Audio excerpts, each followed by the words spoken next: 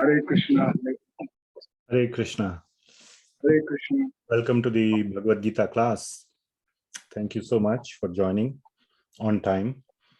We will recite Mangalacharan prayers. We will start with, we will complete chapter 11 and start chapter 12. So let us recite the Mangalacharan prayers. I will share my screen and we will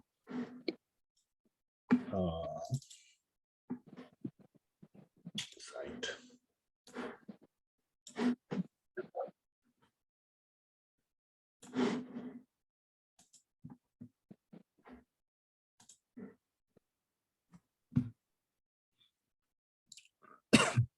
Om Ajnanatimirandhas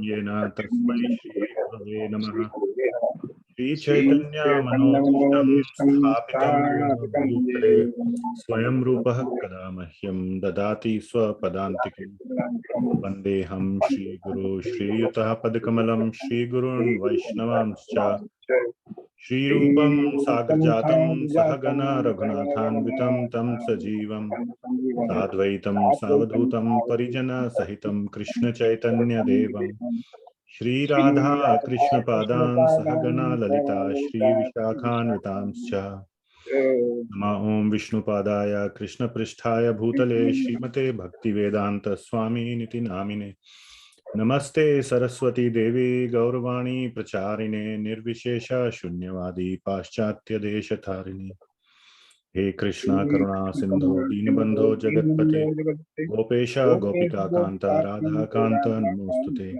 Tapta Kanchana Gaurangi Radhe Vrindavaneshwari Vrishabhanu Sute Devi Pranamami Hari Priye Vanchakalpatarubhyascha Kripa Sindhubhya Evacha Patitanam Pavanebhyo Vaishnavebhyo Namo Namaha Jai Shri Krishna Chaitanya Prabhu Nityananda Shri Advaita Gadadhar Shivasadi Gaur Bhakta Vrinda Hare Krishna Krishna Krishna Hare Hare Hare Rama Rama Rama Hare Hare.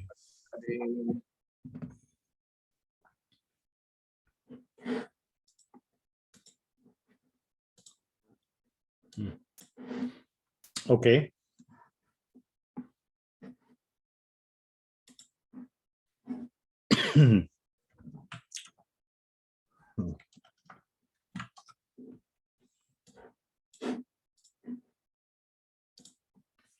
So,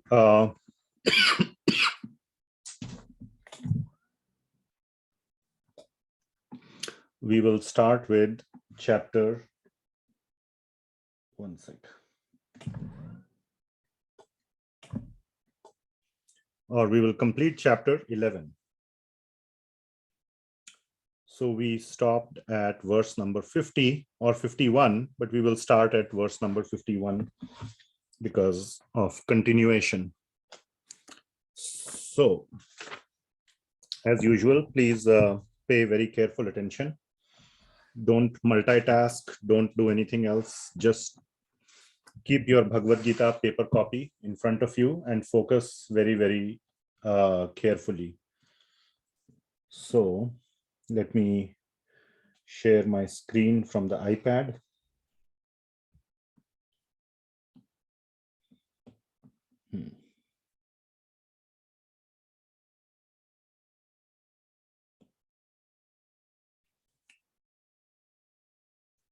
So there is a request on the, or there is a message on the chat saying that, can you please also spend a few minutes on Srila Prabhupada's life journey sometimes, whenever possible? Yeah, we can do that in our Saturday class sometime, definitely. So please, join the Saturday class in person for those who are in Portland or online. It's hybrid. And we can definitely do a class on the glories of life journey of Srila Prabhupada. Absolutely. That's a very important topic and very relishable as well. Thanks for that suggestion. Okay, so I will start here.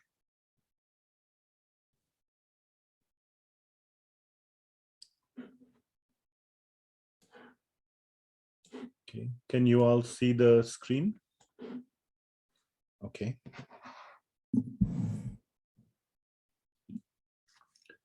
All right.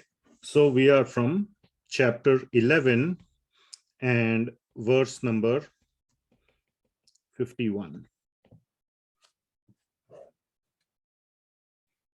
So the verse is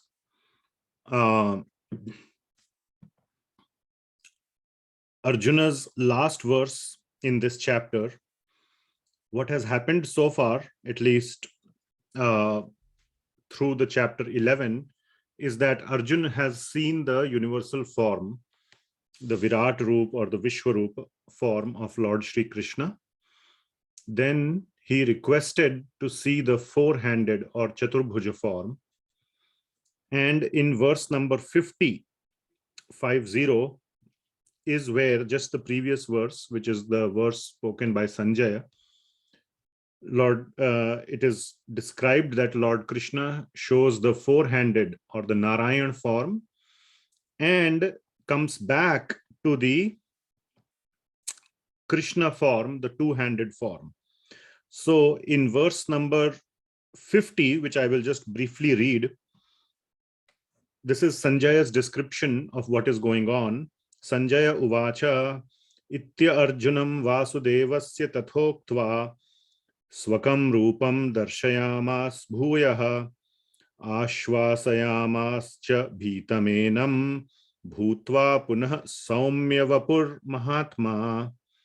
So saumya vapur, which means the peaceful. Saumya is a very important word here. Saumya means the peaceful form or the calm and serene form. That is saumya. So Lord, this form, and then as from the context also, it is clear that in verse number 50, Lord Krishna shows the swakam rupam darshayamas bhuyah. Then he showed him his four-handed form, which is referred to as swakam rupam, the Lord's own personal form, which is the Narayana form. And finally, he showed him the two-handed form, which is referred to as the saumya form. So the translation of verse number 50 is, Sanjaya said to Dhritarashtra, the Supreme Personality of Godhead, Shri Krishna, having spoken thus to Arjuna, displayed his real four-handed or four-armed form, and at last showed his two-armed form, thus encouraging the fearful Arjuna. So he showed the four-handed form and two-handed form. So verse number 50, four-handed, then two-handed. So this whole thing happened in verse number 50. Okay. And verse 51 is where Arjuna is seeing at this moment. What form is he seeing? 50, Lord has converted back to the two-handed form, Krishna form. So in 51, what is Arjuna seeing? Two-handed form. Manus Rup. Two-handed Manus form. Rup. Manushya Rup. Yes, that is Manusham Rupam, and I will explain that. So he's seeing the two-handed form. Correct? Is what Arjuna is seeing as of verse number 51. So now there are a couple of things to just be careful or not careful to note here. It's very obvious. You don't have to be super careful. Even if you are reading it casually, it is hard to miss. So verse number 51, Arjuna says, so this is Arjuna's description of what he is seeing. So he is seeing the two-handed form. So verse 51 is Arjuna uvacha drishtva edam manusham rupam tava saumyam janardana. So please mark the word saumyam here. idanim asmi samvrittah sachetah prakritim gatah. So what is the meaning of this? So Arjuna is describing what he is seeing now. And what he is seeing now? The two-handed form. And what is he saying? Drishtva edam manusham rupam. So now again, this is double confirmation. Manusham rupam. Manusha rupa means what? Manushya is four-handed or two-handed? Two-handed, isn't it? So Arjuna is saying manusham rupam, that this form that I am seeing, please mute yourself, is the manusham rupam. It is the human-like form. So this two-handed form is the human-like. Now some people say that this proves that Krishna is Manushya, is just a human. So then you have to disregard many verses in the Bhagavad Gita where Krishna says he is Bhagawan. How do you reconcile? You cannot. So, and also the word rupam is given. Rupa means form. So manusham rupam means Manushya, a form that is of a Manushya. He looks like a Manushya. The form is that of Manushya, but internally, who knows who he is? How do we know? That is not defined by, if you see President Biden or Narendra Modi, you will say he is a human-like, but you don't know his personality, you don't know his greatness. He is looking like a human. That's all that is being said here. There is nothing to be said about Manusham Rupam, about the greatness, or in this case, the divinity of that form. So we should not mix the form with the divinity. That just because it is Manusham Rupam, it has to be, the qualities have to be Manushya-like or human-like. Only the form is human-like. So this is a human-like form, but not in the quantity or all the qualities. So also in the Bible, it is said, the Bible says that the Lord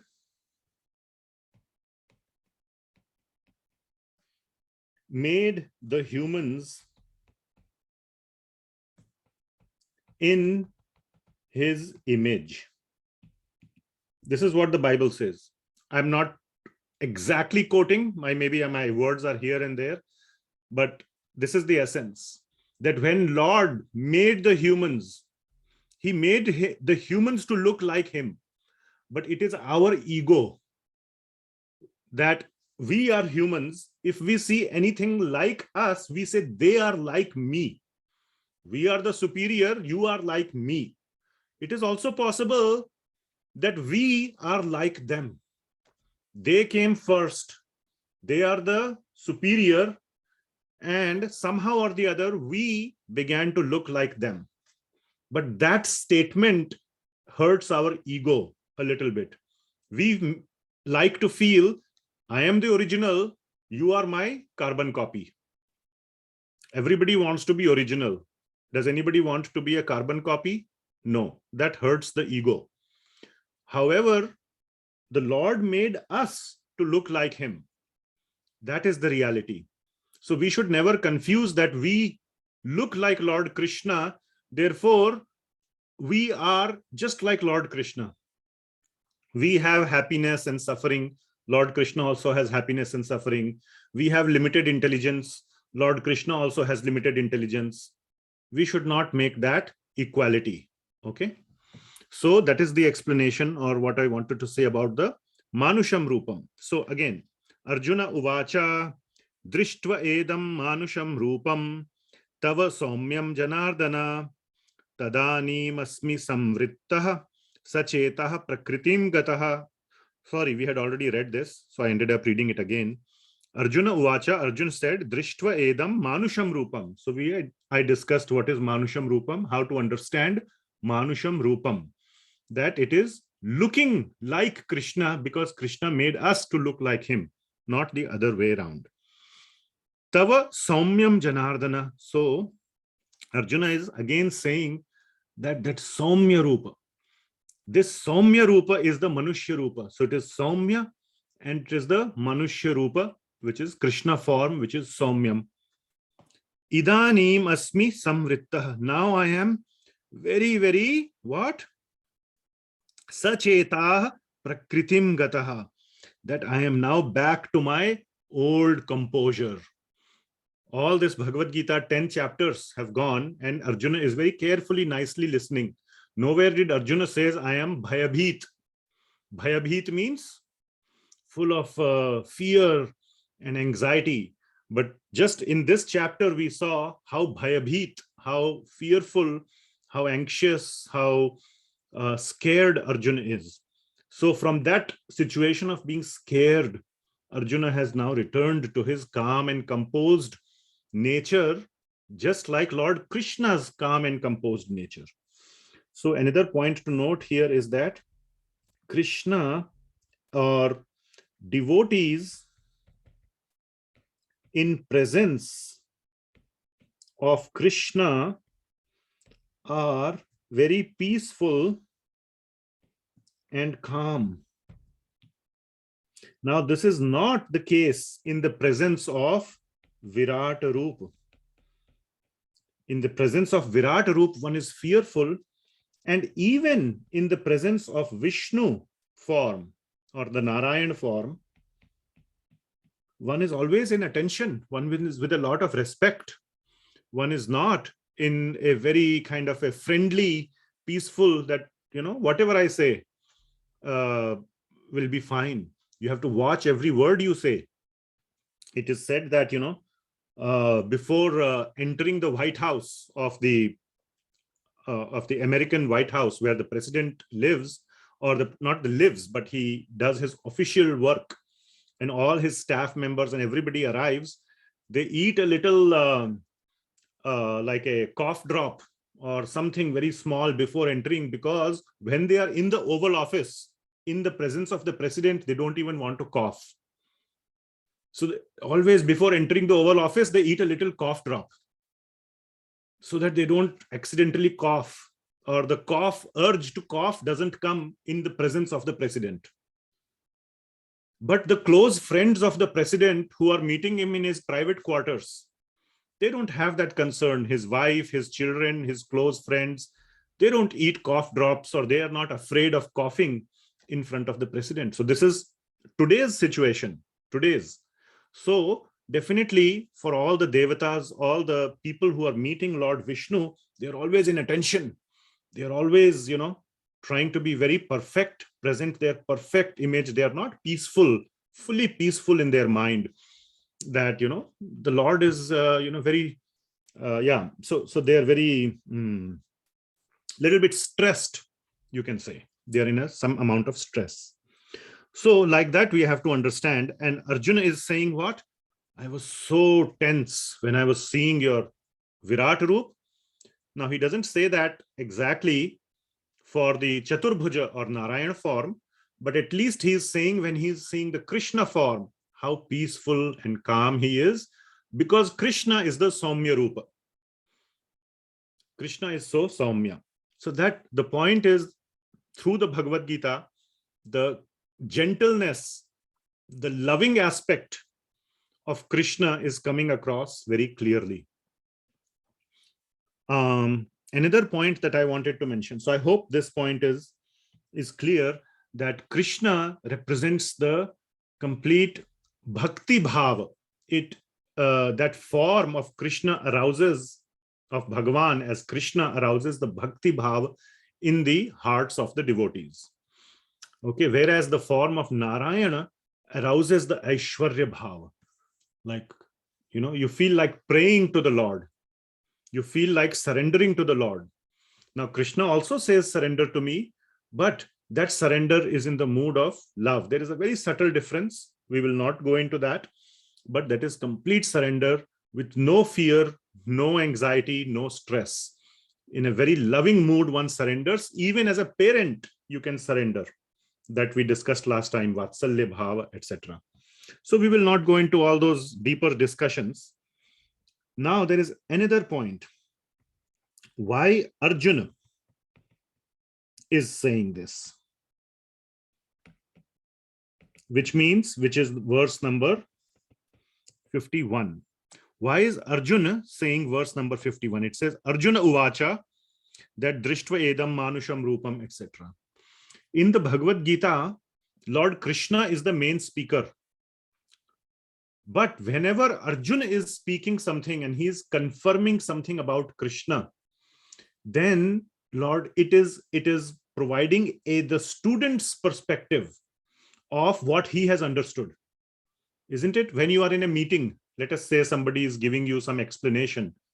Please listen carefully, okay? And I have done this many times when I'm in meetings and I say, wait a minute, let me express in my words. Please tell me if I got it right. Don't you say that?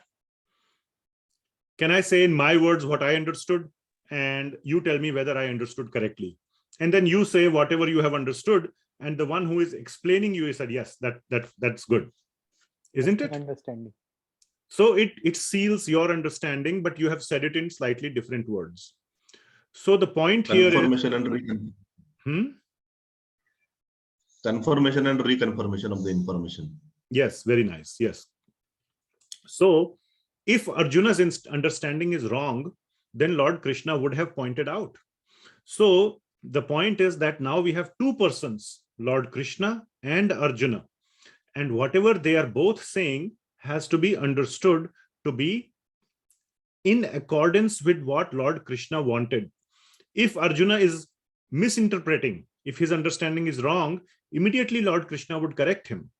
So the absence that Lord Krishna is not saying anything, or he's saying, yes, you are right, means that Arjuna's statements are 100% aligned or matching Krishna's understanding. So Arjuna is simply, when he's speaking the verses, it's not like they are less important. Okay? Please don't think, oh, I'm focusing on only what Krishna is saying. You must focus on what Arjuna is saying, because he's speaking those words in presence of Krishna, and it is the words of Arjuna that are important. Arjuna may be not as great as God. Krishna is the greatest. Arjuna is lower. But his words are as great as Krishna's words because they are being spoken in front of Krishna, and Krishna is validating those words. Yes, this is right. Do you follow?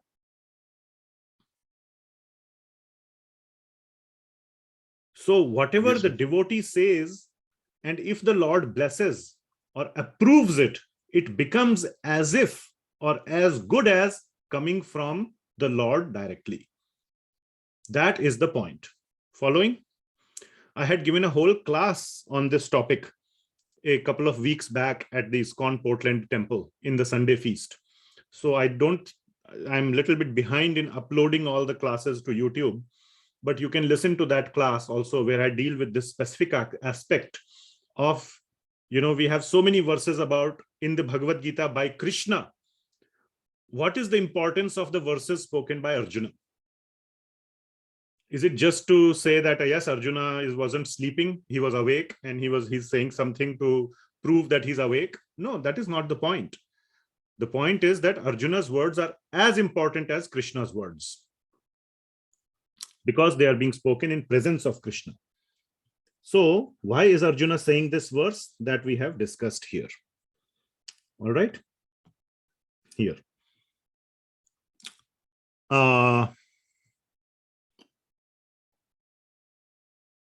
So what is the point of verse 51? He has recovered back. He has gone back to his very peaceful, calm, happy state.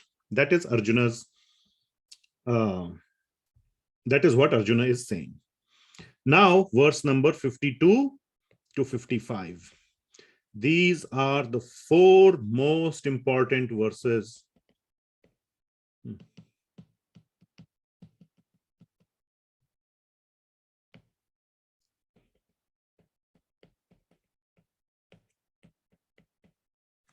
of chapter number 11, and arguably some of the most important verses of entire Bhagavad Gita as well.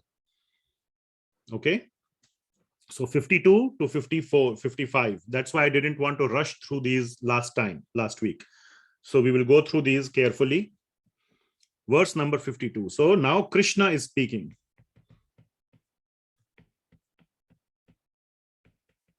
All these 4 verses. Krishna is speaking these 4 verses. So let us see. So in these 4 verses, Lord Krishna is going to describe the absolute supremacy or important significance, I can say, of his Krishna form. So that is the main point. The absolutes, the significance, the importance of his Krishna form. How important this Krishna form is, or how durlabh it is, how rare it is. Yet, the significance is that even though it is the most rare, the process to get it is the easiest. Now, isn't this a contradiction? Something that is rare to get is easiest. Rarity is equated usually with difficulty, isn't it? Like we say, diamonds are rare. Are diamonds as easily available as stones on the street? No. Diamonds are very rare and they are very difficult to find. Stones are very easy to find. Just go out of your house, you can find stones. To mine diamonds, you have to go to South Africa or India or wherever. You have to go to a diamond mine. You just cannot find it outside your house. So it is difficult. But in this case, what is happening is that rarity is being equated, or is saying is very easily attainable. Then the question becomes, why don't people see Krishna form or attain the Krishna form? If it is so easy, what is the problem? What is the barrier?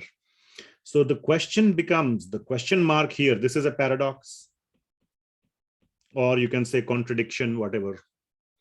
So what is the barrier? There is some hidden barrier. And we will see what is that barrier. So all these points are being answered from 52 to 55. So let us please, this is sort of the essence of this whole chapter, to see the Krishna form is so rare, yet so easy, and it is the topmost. So let us see what Lord Krishna is saying.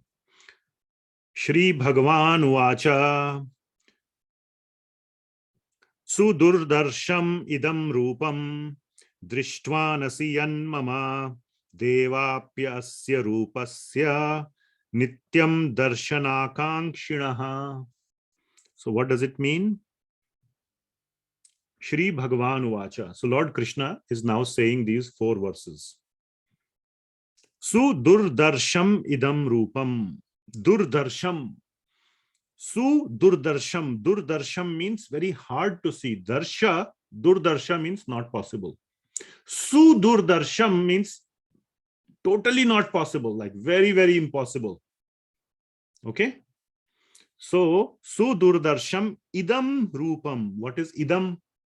Means this one. Which one? What is Arjuna saying now? Seeing Krishna form. Yes. So this Rupa that you are seeing, and you will see more proof that which Rupa is Krishna talking about. Is it the Virat Rupa or is it the Krishna Rupa? Now we will not make much difference, though it is very clear that this Rupa is referring to the Krishna form, but that is also the same as for Narayana form as well. So we will not differentiate between Krishna form and Narayana form. So Sudurdarsham idam rupam, that this form that you are saying, though it is referring very clearly to the Krishna form, because that is what Arjuna is seeing right now. Drishtvanasi yanmama, that you are seeing now that you are seeing, the Krishna form that you are seeing. Now, what about that form? Devanapyasya rupasya nityam darshanakankshinaha. Do you all understand the meaning of the word akanksha? What is akanksha? Desire. Desire, right? So, deva apyasya rupasya, this form, this rupa, devatas, devaha, nityam darshana akankshina, always are trying to, or are hoping to, or desiring to get darshan of. Even the devatas. It is so rare. So, verse number 52 is talking about the rarity of the Krishna form. And the rarity is being described in the standards of the devatas. Devatas find it very rare. 2. First, Lord Krishna is saying it is very rare. Sudurdarsham idam rupam. It is very rare. And even the devatas, apyasya rupasya, are always desiring to see it. But they don't see it. That is not said, but that is the meaning. They are always desiring. It's not like jab chahe dekh liya. Whenever they want, they can see. Not like that. Mother Lakshmi can see whenever she wants. Or the devotees of Krishna can see whenever they want. But the devatas cannot. Okay. And the reason is because the devatas are not in the mood of Shuddha Bhakti. This is not the case for devatas. Devatas are in the mood of mixed bhakti. Okay. So only by, we will see this later, only by Shuddha Bhakti you can see the form. That is why there are so many stories in the Srimad Bhagavatam of the devatas, prayers to Lord Krishna who are by some fortune, by some mercy of devotees, are able to see Lord Krishna. By the mercy of some great devotees, they are somehow able to see Lord Krishna. And then they pray that may I become a blade of grass in Vrindavan so that I can see Krishna. May I become a small creeper, a small plant in Vrindavan so that I can see Krishna. Like that they are praying. Brahmaji in the Brahma Vimohan Leela, when he steals the calves and the cowherd boys, he prays like this. Indra, when he comes after Govardhan Leela, after, troubling the Vrajvasis and being humiliated by Lord Krishna, when Lord Krishna lifts the Govardhan hill, then Indra comes and prays like this. And so many other examples are there of the devatas saying that I just want to become a particle of sand in Vrindavan so that I can see Krishna. So that is how rare this form is. So Srila Prabhupada's translation. There's a question. In the Sudurdarsham idam rupam drishtavanasi. Where is drishtavanasi? So it is saying that as you have seen, this is past perfect. As you have seen, this is not present. You are not seeing it. As you have seen it. Okay. So what is your point? So this might be for Narayana Rupa. Yeah, I'm saying that I don't want to differentiate between Narayana form and Krishna form. That is a much deeper discussion, which we cannot have at this time. Okay. Beyond the level of this class, beyond the scope of this discussion. But definitely this is not referring to Virat Rupa. That is what I want, the point I want you to take home. Yes. Okay? Okay. However, Srila Prabhupada, let us look at his translation. He is the one who is providing the translation, the English translation. as well as he is the one who is providing the word by word translation. Okay, the author cannot be inconsistent with himself. Okay, you can say that Srila Prabhupada translated like this, somebody else translated like that. How do we reconcile? But you cannot say the same person against the same person. So let us see what he is saying in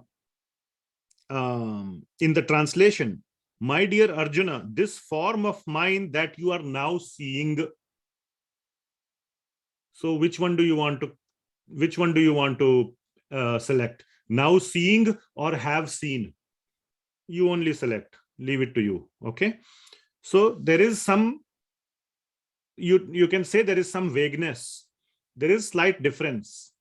And this is where we have to accept that there will be some differences. This is not, devotional science is not like mathematics, that you can say that, oh, there is an error in the paper and you return the paper for correction and ask the author to resubmit. It is not like a peer-reviewed scientific journal. This is Bhakti Shastra.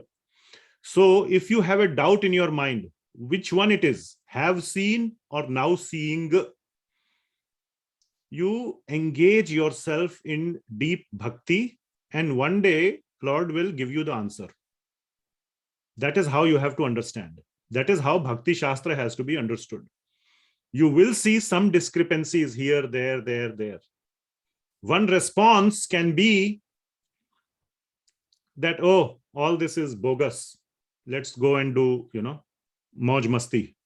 Khao piyo mast raho. Why you are breaking your head in all this? That will be the wrong response. As Chaitanya Charan Prabhu says, if you see a banana on the street, don't put your foot on it, because what will happen?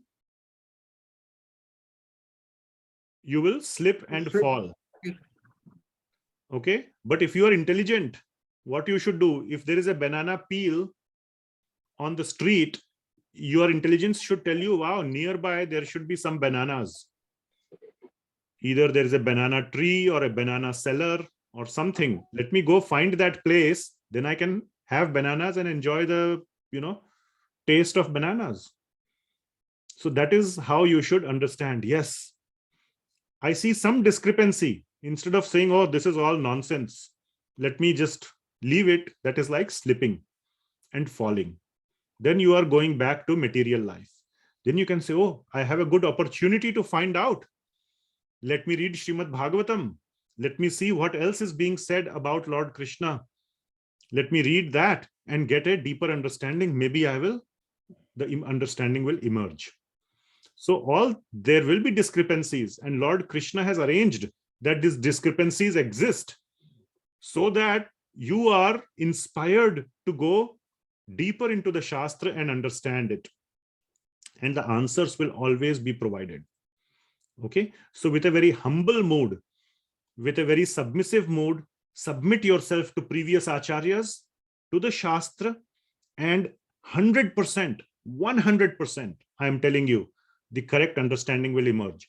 I happen to teach many classes. I do a lot of reading myself. I can say that I have encountered many such situations. Oh, here it is written like this. Same Srila Prabhupada.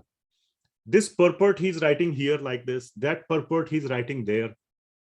Then how to reconcile? And this is only reconcilable by going deeper, by trying to understand, by trying to investigate. Again, Chaitanya Charan Prabhu, who is my favorite, one of my favorites, there are many others, which I am so indebted to giving my understanding, gives this example. Let us say some person, Hari, what is the example he gives? Hari's weight is increasing. Statement number 1. Okay. Statement number 2, Hari eats only once a day. Once in the day. Now, aren't they contradictory? And he doesn't eat like an elephant. He eats a normal meal in the day.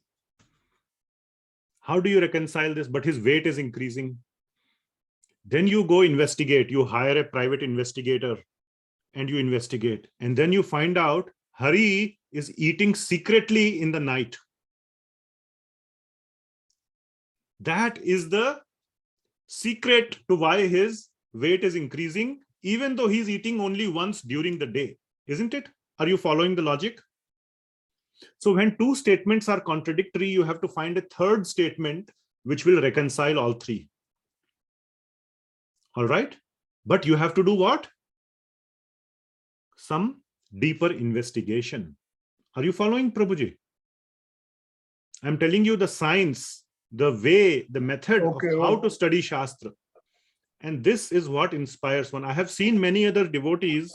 Some of them, unfortunately, they get very confused. Oh, this is written here, that is written here. I'm confused. This is wrong. What is happening? I should stop listening to this person. I should not listen here. I listened to this somewhere. I listened to that somewhere. I am totally confused. All this is going on. Thank you, bro. Thank you. Thank you. I'm going a little further. So one should, first of all, listen to some of the basic things. Get the basic understanding clear before going too deep. Cover the basics. Before you read calculus, you must know algebra, geometry, trigonometry, all those things. Then you will understand calculus. Otherwise, if you start reading calculus, your mind will be confused if you are not understood geometry, algebra first. Correct? So that should be the approach. And one should also not listen from too many sources. From here also, here also, here also, here also. Then, of course, the mind will be all confused. So one, therefore, there should be a systematic understanding, a systematic study. Unfortunately, in this case, today's age of information technology and everything is available on the fingertips. On the internet, you can get all the Shastras, you can get Rig Veda, Sama Veda, all the deepest Shastras are all available at the tip of your fingertips. And all kinds of things. And you can only get confused. It is called information overload. So that is why Srila Prabhupada has set up this program of Bhakti Shastri. If you really want to go deep, he has given a sequence. You read these 4 books first. Then after Bhakti Shastri, now again, I'm going little tangent off script, okay? So there is Bhakti Shastri, which is 4 books, which includes Bhagavad Gita, Isopanishad, Nectar of Instruction, and Nectar of Devotion. 4 books, out of which Bhagavad Gita is the biggest and the main one. Others are also obviously very important, but we go in a sequence. Then there is the next level course. Bhakti Shastri is not just the ending, it is the starting. For those who are really interested to go very deep, it is known as Bhakti Vaibhav. You go into Srimad Bhagavatam's canto 1 to 6. 6 cantos, which is half of Srimad Bhagavatam, canto wise. Then next is called Bhakti Vedanta, where you go Srimad Bhagavatam, canto 7 to 12. This is the other half of Srimad Bhagavatam. And finally, there is the course Bhakti Sarvabhauma. And here you go through the entire Chaitanya Charitamrita full. Then you will have all the knowledge that needs to be there for a complete, deepest possible understanding of Bhakti, Bhakti Shastra. So Srila Prabhupada has come up with these 4 programs, these 4 sort of courses, not courses, but 4, you can say, study programs. This is like your undergraduate. This is like your master's or postgraduate master's 1, master's, 2nd master's. And this is like your PhD, like that, double PhD, whatever. I'm just giving some kind of a mapping. So you can be double PhD, triple PhD, whatever. You can do all this. So Bhakti Shastri is the starting point. Anyway, so we went on this tangent from this question about Sudurdarsham, have seen or seeing now. But here in the translation, we can clearly see, my dear Arjuna, this form of mine you are now seeing is very difficult to behold. And the point is, this form is very rare.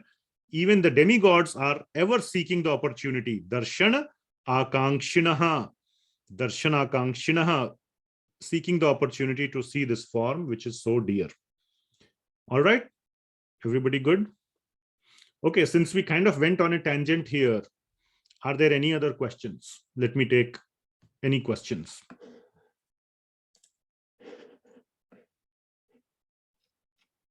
So there is something on the chat. Let me see.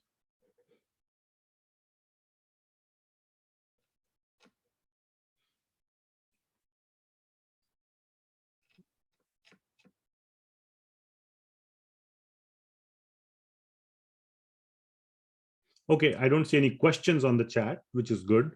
Or so, yes, Mataji, question, Niru Mataji. Yeah, Prabhuji, you mentioned that devatas have mixed bhakti. Mm-hmm. Just wanted to check on when we say mixed bhakti. I mean, are we saying that they are into the materialism and bhakti? That is what we mean by mixed bhakti here? Yes, materialism, but not unregulated materialism.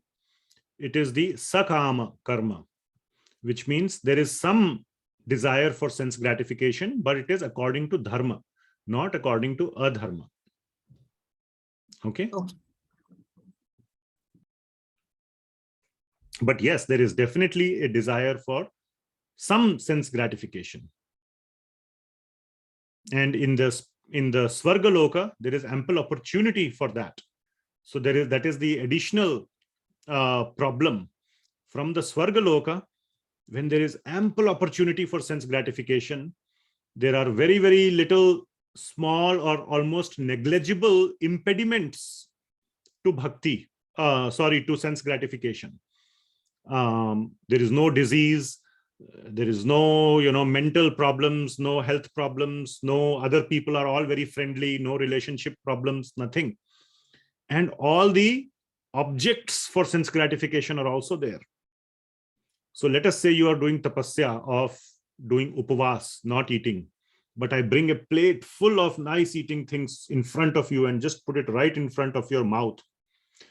It is going to be much harder to do upavas or fasting than when you are not even, your rest of the senses are not seeing that, or your nose is not smelling that. Okay, it's little easier, or the temptation does not exist. But in Svargaloka, not only the temptation is there, a lot of temptation is there because of your past deeds. Again, going back to 9th chapter, because those who are in that position, they have done a lot of past good karma, and now they have to enjoy. And the second point is that, yes, there is that desire, some desire, however small, for sense gratification. So the degree of mixture is variable, but yes, it is not Shuddha. Shuddha means absolutely pure, 100%. All right. Yes, Ankush Prabhu, your question. Yes, Prabhuji, I have a question that, it is mentioned that Bhagawan Krishna took form, this was like a blue color, then Bhagawan Ram had some form. And this was in Satyug and this was in Dwapar Yuga. So and then there's a Kali Yuga, there's a different form. So is this a cyclical process? Every Yuga cycle Bhagawan Krishna form comes, or this is like contextual? Okay. By the way, Lord Ram appeared in Treta Yuga, not in Satya Yuga. No problem. And then Bhagawan Krishna appeared in Dwapar Yuga, but at the very end of Dwapar Yuga, fag end. And on his departure, Kali Yuga started. Right. Okay, so very, very fag end of Dwapar Yuga. However, now again, some time back, we discussed about what is known as the Vedic time scale. I will not go into too deep, but in a 1 day of Brahmaji, okay, 1 day of Brahmaji, there are 1000 yuga cycles. One yuga cycle means the 4 yugas. Satyuga, Treta Yuga, Dwapar Yuga, and Kali Yuga. That forms one yuga cycle, okay? And there are 1000, this is known as a full yuga cycle. This plus this is one yuga cycle times 1000 is 1 day of Brahmaji, okay? Bhagawan Krishna appears once in 1 day of Brahmaji. So, which means in one of the 1000 yuga cycles, in the Dwapar Yuga or Dwapar/Kali Yuga boundary, Lord Krishna appears. Remaining 999 yuga cycles, the Lord does appear in various different forms. It is not like those yuga cycles are bereft of the Lord. But as the original Bhagawan Krishna, Swayam Bhagawan, he appears. So we are very lucky. We should consider ourselves very, very lucky that we have taken birth in the same yuga cycle as Bhagawan Krishna. Among 1000, we are in the 1 out of 1000. Okay? So we should feel very lucky. And also we have taken birth after Lord Krishna's birth. So we can all understand his glories. The Srimad Bhagavatam appeared exclusively after Lord Krishna. Those who have done the Bhagavatam installation programs, we tell this whole discussion from the Srimad Bhagavatam, how Lord Krishna, there is some echo, how Lord Krishna tells Uddhavji that don't be sad after I am gone, because all the devotees are so sad after they are gone, after Lord Krishna is going to leave. Pandavas are so sad. They want to leave also. That's why they give up their kingdom. They make Parikshit as the king and they go, go back to the spiritual world. Bhishma Dev is waiting for the war to end. He sees Lord Krishna and leaves his body. He has this boon that he can choose the time of his body, of leaving his body. He sees Krishna and leaves. So many devotees are planning to leave. When my dear Bhagawan is going, hum yahan reh ke kya karenge? What will we do here? So they are all leaving. Uddhavji is in the same mood. But Lord Krishna tells Uddhavji, don't worry. I will remain in the Kali Yuga. The remaining part of the whole Kali Yuga, I will remain as Srimad Bhagavatam. Srimad Bhagavatam is the book form, is the book avatar, Shastra avatar of Bhagawan Krishna. So Bhagavan is still with us in the form of Srimad Bhagavatam and all the other Archa Vigrahas. In any temple you go, there is proper deity installation, Prana Pratishtha ceremony that happens, and the Lord comes and the deity becomes an official representative of Krishna.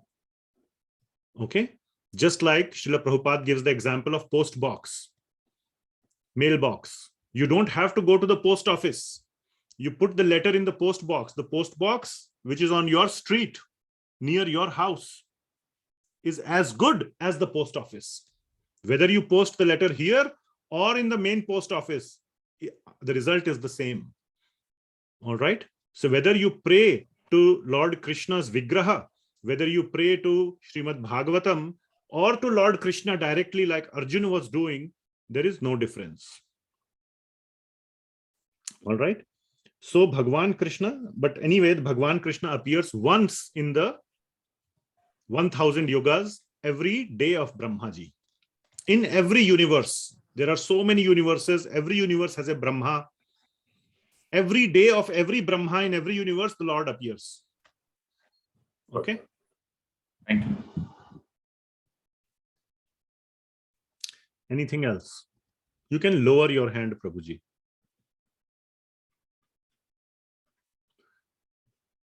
All right. So let us continue. So now, in verse number 51 or verse number 52, we understood the rarity of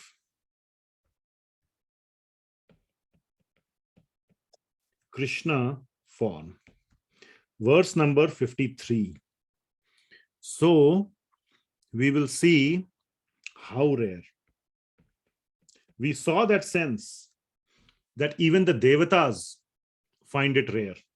Also, how rare, plus what are the disqualification criteria.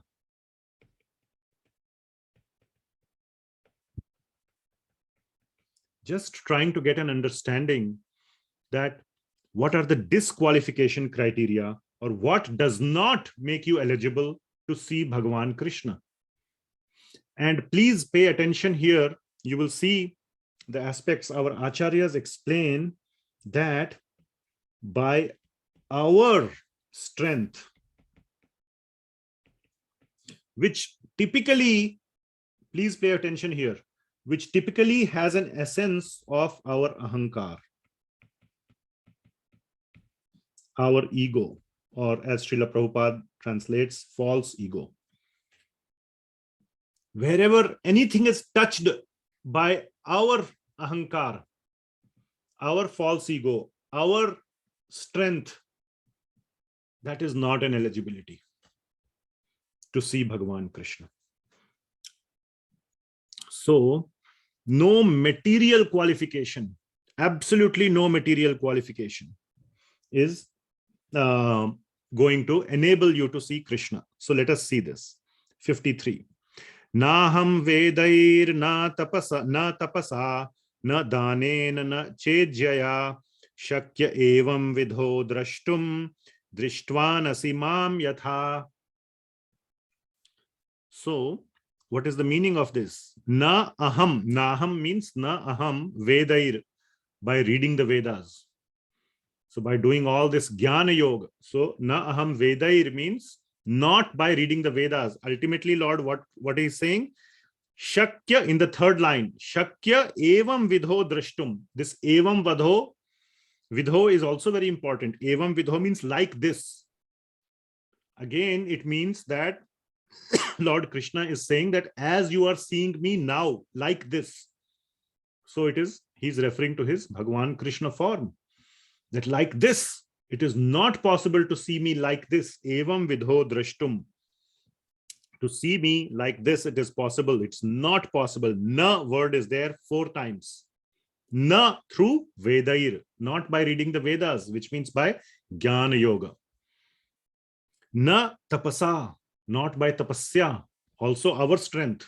Like Hiranyakashipu also did tapasya. Ravana also did tapasya. So that is not the criteria. Na danen, by doing karma yoga, sakama karma yoga, by doing a lot of charitable good activities, pious activities.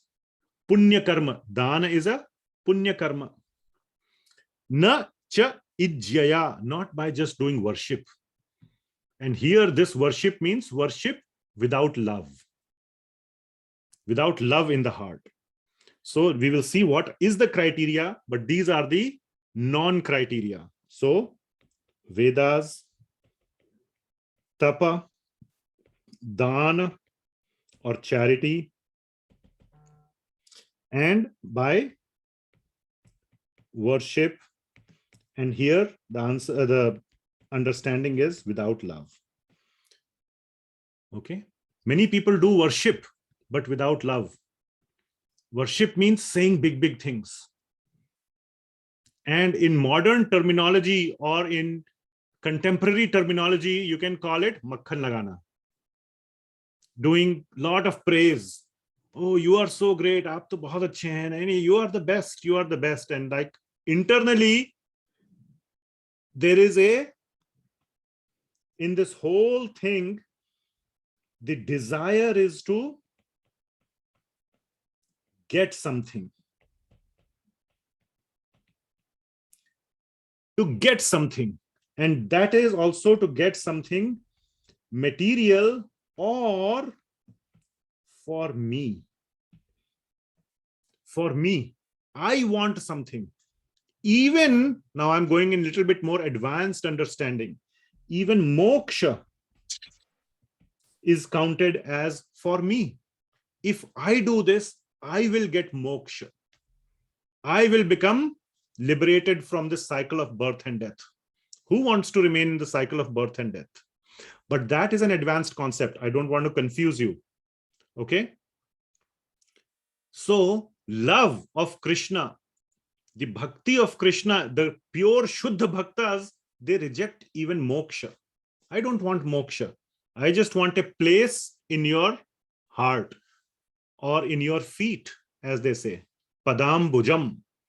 In your pada, the lotus-like feet. I just want a place in your presence. That is what the devotees say. So they are not looking for anything for them. They are willing to give up everything for Krishna. Everything. There is this story about the Gopis. I don't know if I have told before, but it is from the previous Shastras or from the Shastras that one time Lord Krishna was having a headache, a transcendental headache. Have I told this? And Narad Muni. Yes, you have told this, sir. I'll tell very quickly again, because not everybody, some people are having a confused look on their face. So Narad Muni asked Bhagawan Krishna, what can I do to relieve of the headache? He said, get me the dust of the feet of my devotees.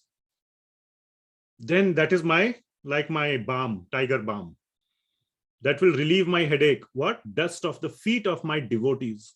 Then he thought, who is a great devotee of Lord Krishna? He said, maybe let's go to Brahmaji. So he goes to Brahmaji and says, you are a great devotee of Krishna. Give me some dust from your feet. It will act as a medicine for Lord Krishna. He's having a headache. He said, what? No. I will be doomed if you put dust of my feet on Krishna's head. That is such a big sin. I'm not going to give. So they were also looking at their benefit. What sin I will get. They didn't want sin on their head. So Naradji likewise goes to Lord Shiva. He's also a great devotee. He also refuses. Finally, he goes to the Gopis of Vrindavan. And then Gopis of Vrindavan says, sure. They say, yes, take all the dust. They rub more dust on their feet and say, here, you want more? This dust I will take. I will rub it on my feet and give you extra dust. Then Narad Muni asks, aren't you afraid of getting the sin? Lord Shiva said no. Brahmaji said no. You are saying yes. The Gopis said, I can go. I'm ready to go to hell. All I want is my Lord Krishna's headache to be relieved. So this is the mood of the pure devotees. They don't care about their gati, about their destination. All they want is Krishna to be happy. They want to serve Krishna. They want to do seva of Krishna. So, and you can see the same mood in all the pure devotees, including Hanumanji. So many times Hanumanji never looked for his comfort, ever. He was ready to do anything and everything only to see Lord Ram happy. Okay, so that is the mood of a devotee. So the point that is being described here is that anything that we do by our strength, reading the Vedas, doing tapasya, doing charity, charitable work, or pious activities, or worship without the element of love, is not going to, Lord Krishna says, one cannot see me like this. So Srila Prabhupada's translation is, the form you are seeing with your transcendental eyes cannot be understood simply by studying the Vedas, nor by undergoing serious penances, nor by charity, nor by worship. It is not by these means that one can see me as I am. So that as I am is evam vidho, like this, as the Krishna form. Now 54. So 53 is the disqualification criteria. It is what is not, does not qualify you. Now 54. 54 is What is the qualification criteria?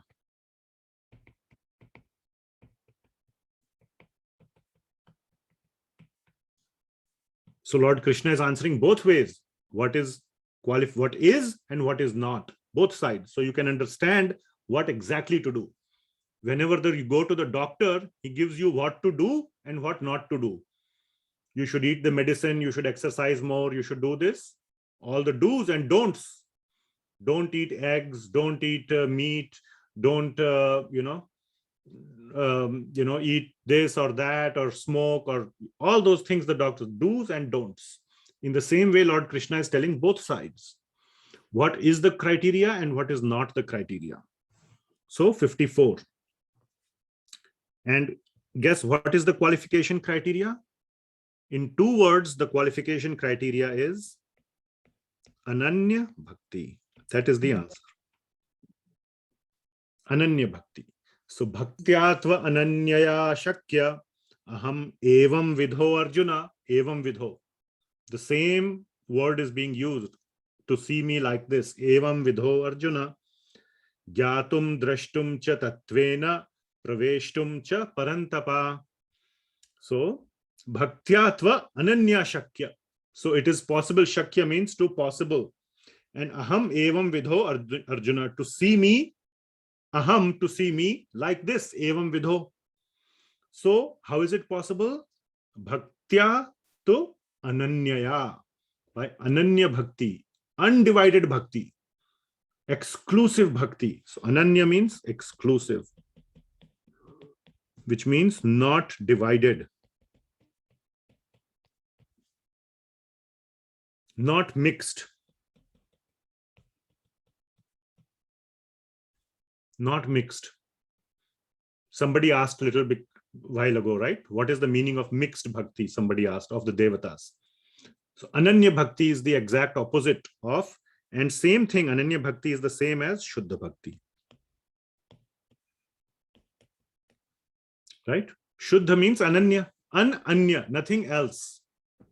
Something is Shuddha, like you go and buy pure ghee, Shuddha ghee from the market. It should have only one ingredient, Shuddha ghee, nothing else. It cannot have some preservative, some oil, some this, some that. Then it becomes Ashuddha. It's no longer Shuddha. Shuddha has to be only one thing. That is the Shuddha, isn't it? Shuddha means one. Please try to understand. It is a philosophical concept. So many people say, why it cannot be Shuddha even though something else has been added? No, that's not called Shuddha. The very fact that you are adding something makes that original Ashuddha.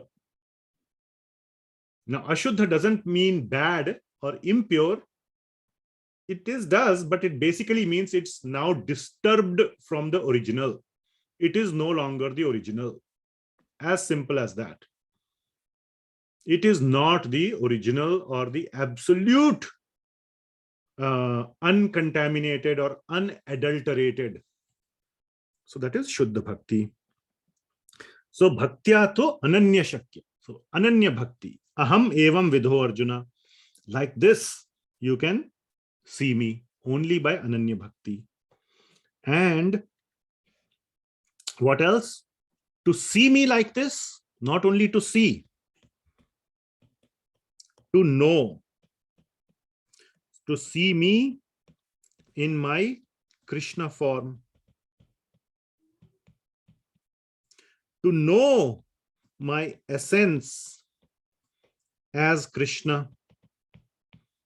Gyatum drashtum cha tatvena.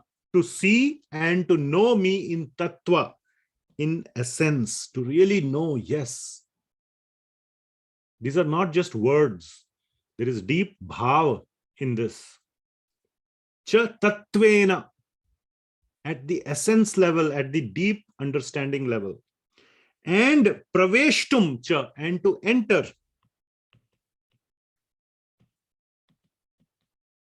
into my nature or into my kingdom, or in other words, enter into my dham. Dham. Praveshtum, to enter, Cha Parantapa means Arjuna. So here the answer is being given. What is the answer? Ananya Bhakti. That is the answer. So this is the important part. And what all you get? To see Krishna as the Tattva, to know Krishna as the Tattva, and to enter into his Dham. Knowing his Dham is no different than Krishna himself. So the translation is, my dear Arjuna, only by undivided devotional service. Undivided means Ananya Bhakti, not mixed, exclusive. Can I be understood as I am? Gyatum, understood as I am. And can thus be seen directly, drashtum. Only in this way can you enter into the mysteries of my understanding, pravishtum. So you can enter not only into the dham, Srila Prabhupada is saying, into the mysteries of my understanding. And there are so many mysteries about Bhagawan Krishna. Mysteries.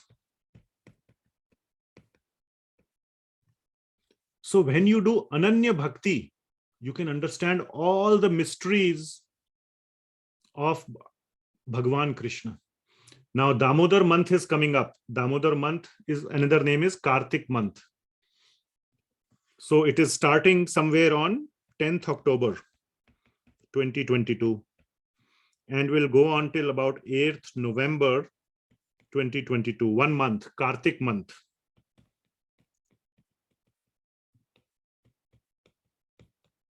According to the Vedic calendar. One of the, and we are going, this is a special month. And in the special month, we go from house to house. We request all the people to invite devotees into their house who will go and tell katha, or, 1 hour, 1.5 hour, we do some katha, Krishna katha, and we offer a lamp to Lord Krishna, especially in the month of Kartik, because Kartik is the most auspicious month for the devotees of Krishna. And in this month, we have Diwali festival also, right in the middle. We also have Govardhan Puja, where Lord Krishna lifted Govardhan hill, and so many other nice pastimes. One more pastime that occurred during Kartik month is the Damodar pastime. Damodar Leela, where Mother Yashoda binds Krishna to the okhli, to the mortar. Why does she bind him to the mortar? Because he was caught doing what? Stealing butter. Stealing butter.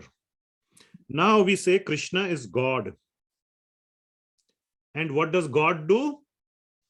God steals. Is he setting a good example? Actually, one person told me this. No. If you have some children's book about Lord Ram, you give me that. I do not want to expose my children to Lord Krishna's book, because there stealing is glorified. It is written that stealing is okay. I don't want my child to get the idea that stealing is a good thing. Maybe he has a point. So, okay, when the child grows up a little, they can read Krishna book. That's not true though. My children read Krishna book when they were very, very young, as soon as they could read anything. So this is a mystery.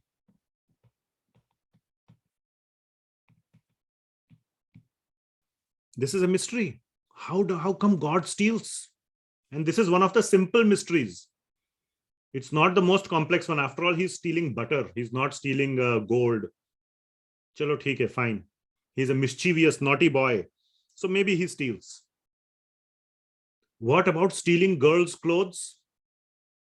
Is that a good thing? Imagine your mother or you as a mother catching your child stealing girls' clothes. What about that? Is it a good thing? Anybody? No. No. But Bhagawan is doing it. Bhagawan Krishna is doing it. That is another big mystery. Isn't it? There are such beautiful answers. We do not have time to discuss this here. I'm just arousing your curiosity here.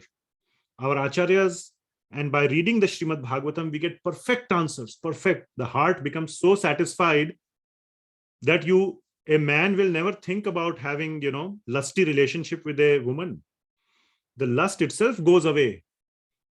Even though the story is about a boy and a girl, the heart is filled with bhakti, not with lust.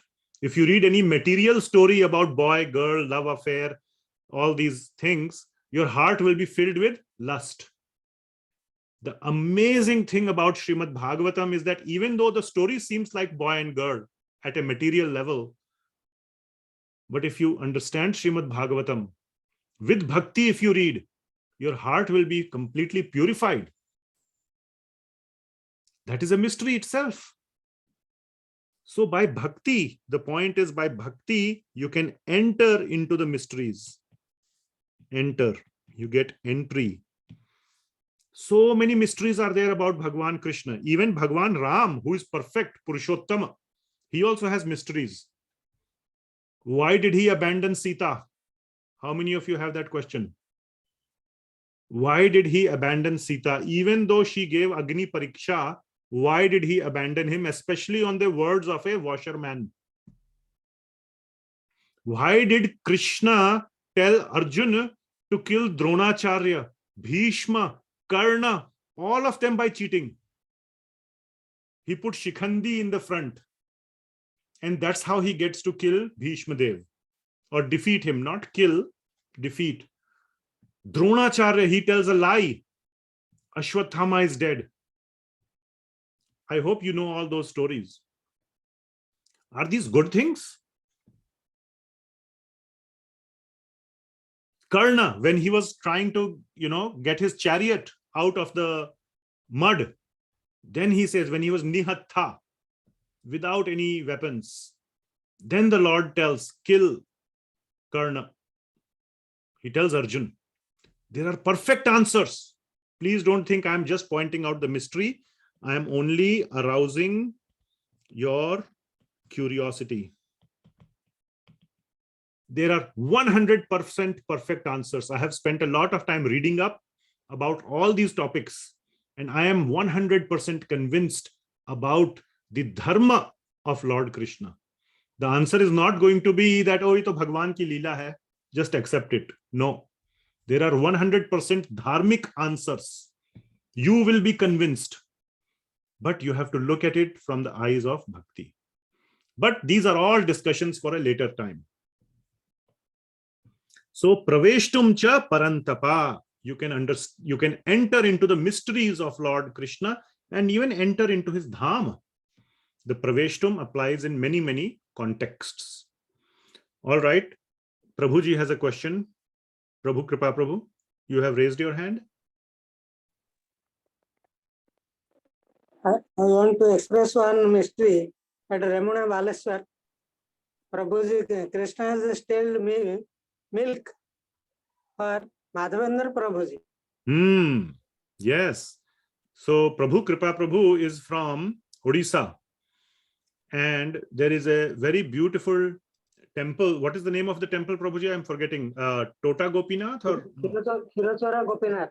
Khirchor Gopinath. Of course. How can I forget? Yes. Yes. And Lord Krishna steals kheer for his devotee. Again, another example of stealing not only butter, but now he's khirchor. Then another mystery is Ranachor. He leaves the battle, runs away from the battle when he is fighting with Jarasandha. Ranachor, he becomes defeated. He accepts defeat from a demon. Jarasandha is demon. He is the father-in-law of Kamsa. But he accepts defeat as if he accepts defeat and runs away. Ranachor. Ran means battle. Chod means quit. So you have to understand these mysteries. Or you can say, Bhagwan Krishna, so he is a lampat. He is a loose character. He is a flirt. I have seen real people have seen saying this, not in a joke. Seriously. Seriously. And this just shows the lack of bhakti. But okay, there everybody is on that path. Everybody slowly is progressing. Let them go towards Lord Shri Ram. No problem. No problem at all. But the human ahankar is such that they find fault even with Lord Ram. Why did he kill Vali from the back? Piche se kyun mara? Why did he abandon Mother Sita? So many questions can be asked about Lord Shri Ram. So however perfect you be, the demoniac mentality will always find fault.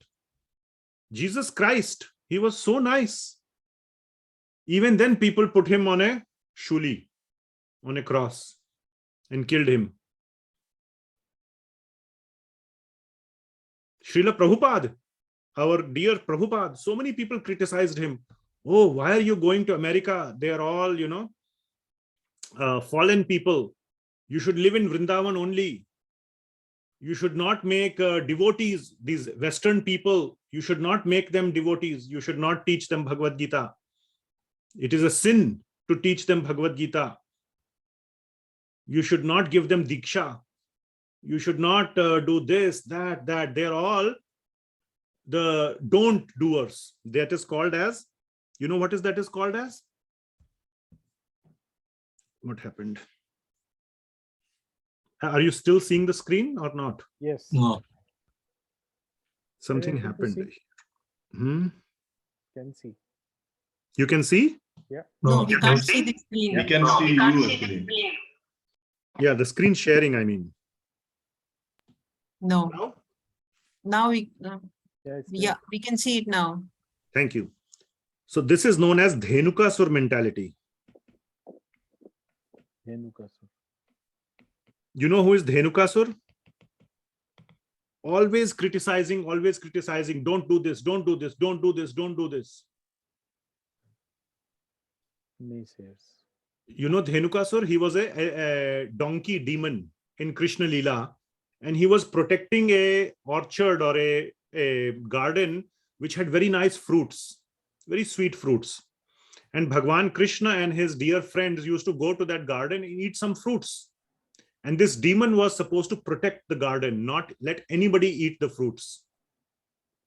So one time he confronted Lord Krishna and saying, why you are stealing the fruits? And Lord Krishna says, let me eat the fruits. And he says, no, you will not eat. And then Lord, that was demoniac nature. And then the Lord, fights and kills the demon. But the mentality is neither you will let anybody else eat, nor you will eat yourself. He also, the donkey, would not eat the fruits himself. It's better, he thought, that the fruits drop, rot, and finish. Nobody should eat. So if one is criticizing Prabhupada for going and, making devotees, why you should not do this, you should not do this, do only in Vrindavan. Are you making devotees in Vrindavan? No, I am just khao piyo mast raho. My job is to just do criticize. So that is called Dhenukasur mentality. Neither you are doing, and if somebody is trying to do something nice, you are trying to criticize him. So these are all mysteries about Lord Shri Krishna. People will criticize Lord Ram for two things that he has done. Vali ko piche se mara from the back and abandoned Mother Sita. They will not see all the 15,000 things good that he has done and try to follow that. How he was, so accepting even of the demon. Vibhishan, he accepted. How he followed the orders of his father and left the kingdom, no attachments. He was going to become the king. He left and went to the forest. How he did all those things. That, no, I don't, that's not for me. My job is to criticize you. So that is not. So anyway, these are the mysteries. So we can discuss the mysteries at some other time. Praveshtum cha parantapa. So coming back to the essence of verse number 54, what is the qualification criteria? It is Ananya Bhakti. This is the qualification criteria. Now 55 says, meaning of bhakti,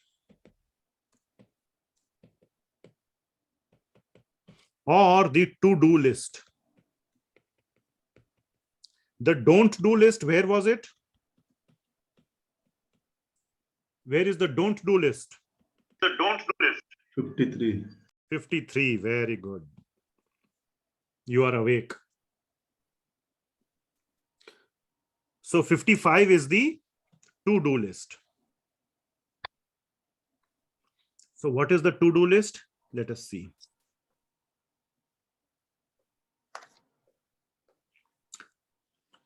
So this 55 is one of the most important verses, because it is giving us the meaning, practical meaning, I will say, of bhakti. The practical meaning of bhakti. And where has practical meaning of bhakti come before? It has come a lot in chapter 9, 9.26, for example. Patram pushpam phalam toyam yome bhaktya prayachati. So those who offer me these 4 items, patram pushpam phalam toyam. Then in 9.34, Lord Krishna says, how it starts? 9.34, come on. My memory is going completely, or maybe I'm in screen pressure. Man manam bhava mad bhakto madhya jimam namaskuru. Again, 4 things. Mad manah, keep me in your mind. Bhava mad bhakto, become my devotee. Madhyaji, worship me with love. Mam namaskuru, do namaskar to me with love. So to do things have been discussed. 10.8, 10.8, aham sarvasya prabhavo mattah sarvam pravartate iti matva bhajante mam buddha bhava samanvitah, with lot of bhava, considering everything coming from me, your pains and pleasures. And then 10.9, mad chittah mad gatah prana bodhayantah parasparam, putting your mind on me, associate with others, paraspara.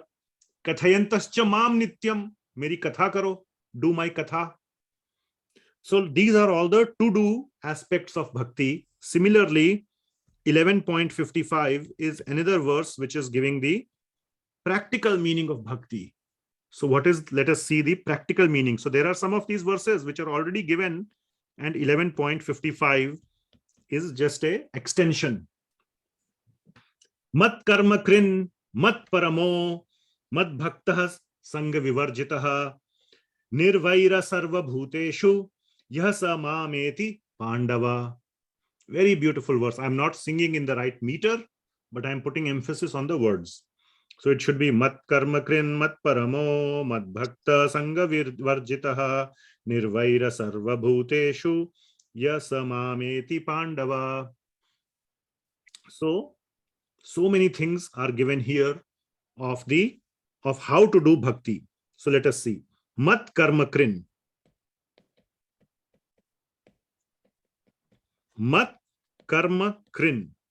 My karma, krin means to do. Krin or krit, do. Do my work. Do the work that I am telling you to do. As simple as that. Mat karma krin. In the 18th chapter, for example, Lord Krishna will say, go share Bhagavad Gita with others.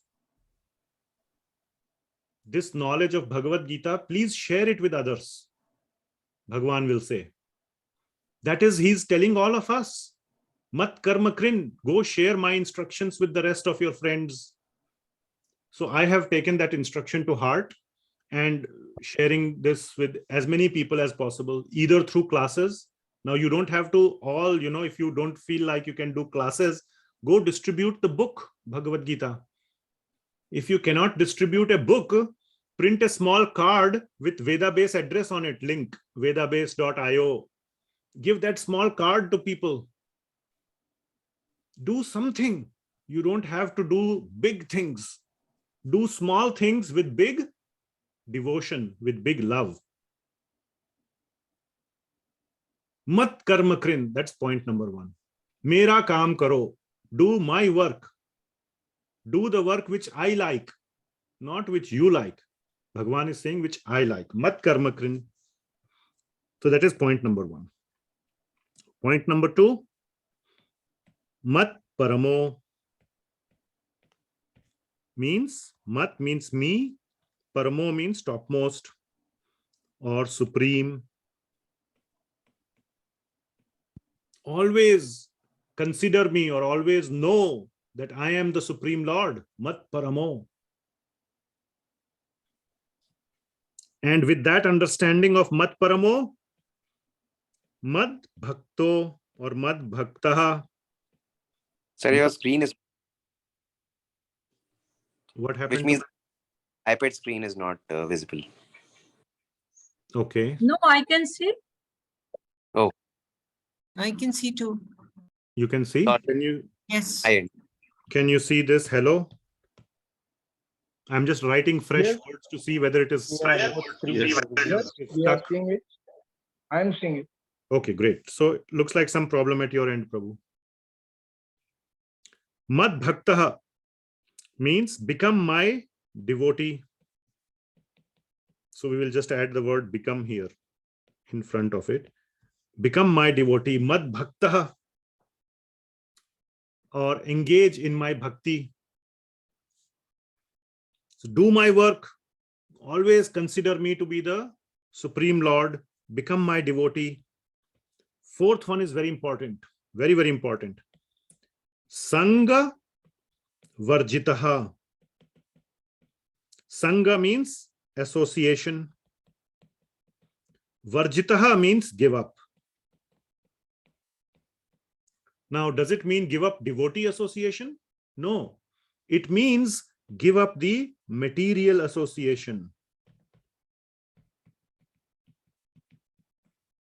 Give up the material association. Sangha varjitaha. Because, again, I won't go too deep into this, but you all understand by now how to understand Bhagavad Gita. In the 10.9, Bhagavan is saying, Bodhayantaha parasparam.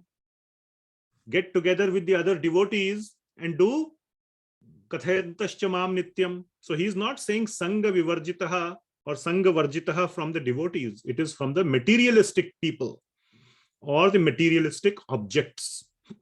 And we will go very deep into this Sangha varjitaha in our Nectar of Instruction classes, which we will do later. Especially the Bhakti Shastri students will relish this. Okay. So Sangha varjitaha is very, very, very, very, very important. Giving the association or taking the association of materialistic people.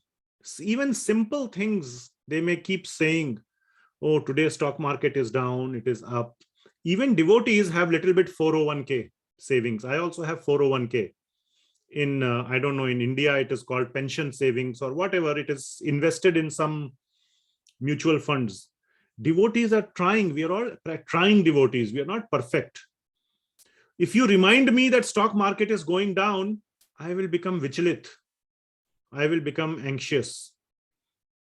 I'm trying to focus on Krishna. All this materialistic talk, why engage in it?